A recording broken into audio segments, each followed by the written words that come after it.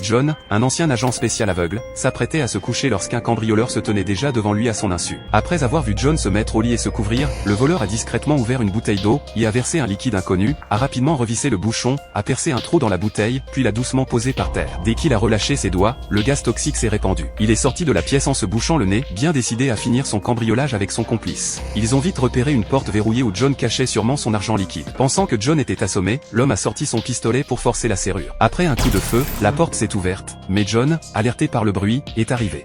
Vous êtes... Les cambrioleurs, surpris que John ne soit pas inconscient, ont paniqué. Ils ont retenu leur souffle, n'osant faire aucun bruit. L'homme a prétendu s'être trompé de maison car il était ivre et a voulu partir discrètement. John a failli le croire, mais il a marché sur quelque chose, le verrou de la porte. Il a compris que c'était des cambrioleurs. Démasqué, l'homme a braqué son arme sur John en le menaçant, mais ce dernier est resté imperturbable.